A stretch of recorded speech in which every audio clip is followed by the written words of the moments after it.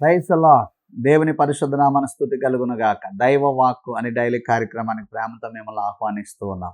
బాగున్నారా? దేవుని కృప అలాగే సిలువ ద్వారా కలుగు ఆశీర్వాదాలు మెండుగా మీరు అనుభవించుదురు గాక. ఆమె హెబ్రీయులకు రాసిన పత్రిక 2వ అధ్యాయం 3వ వచనం. ఇంత గొప్ప రక్షణను మనము నిర్లక్ష్యము చేసిన ఎడల ఎలాగూ తప్పించుకుందుము. ఆమె ఇంత గొప్ప రక్షణ. హల్లెలూయా. ఎంత గొప్ప భాగ్యం అండి మనకి. ఇంత గొప్ప రక్షణ ఇచ్చారంట ప్రభువారు.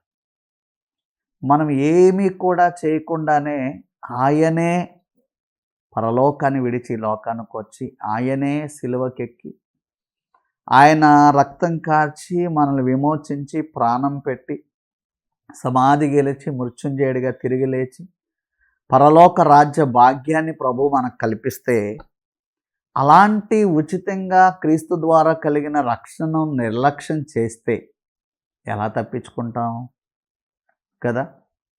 ఈరోజు ఎందుకో తెలియదు కానీ ప్రజలు రక్షణ పొందడానికి అలా చేయండి ఇలా చేయండి అంటే పరుగులు ఎత్తుకుంటూ వెళ్తారండి. కానీ ఉచితంగా ప్రభువారికి రక్షణ అనుగ్రహించారంటే పొందుకోవడానికి వెనకాడతాం. ప్రభువు ఇంత గొప్ప రక్షణ నీకు ఇచ్చారంట. కానీ ఎవరైతే నిర్లక్ష్యం చేస్తున్నారో వాళ్ళు ఎలా తప్పించుకుంటారు? ఈ రక్షణ కనుక పొందుకోకపోతే భయంకరమైన నరకం, భయంకరమైన మరణం. అది శరీర మరణము కాదు, ఆత్మ యుగయుగాలు ఆరని అగ్నిలో మండుతూ కాలుతూ ఉండేటువంటి పరిస్థితి.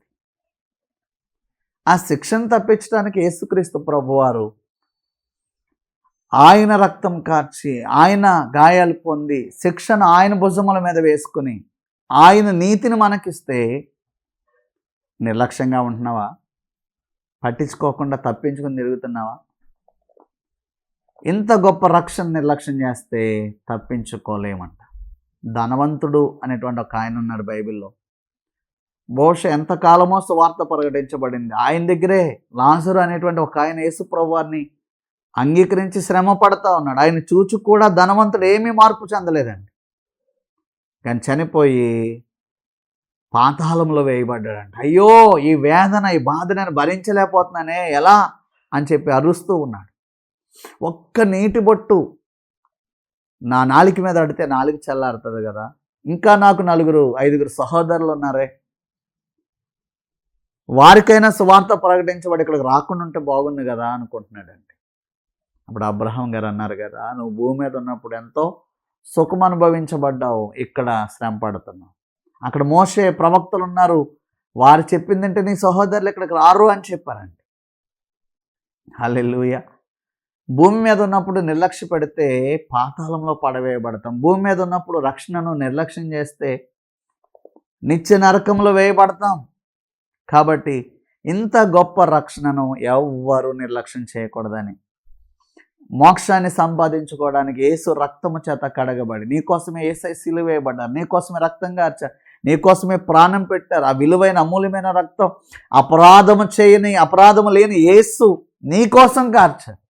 అది గుర్తెరిగి ఆయన రక్షణ అనుభవించాలని, రక్షణ పొందుకోవాలని, ఆయన సిలువ ద్వారా కలిగే మోక్షాన్ని సంపాదించుకోవాలని దేవుని సేవకునిగా నేను మీకు మనవి చేస్తున్నాను. ఆ రక్షణ పొందుకుందాం, ఆ నరకాన్ని తప్పించుకుందాం. దేవుడు మిమ్మల్ని దీవించును గాక. God bless you.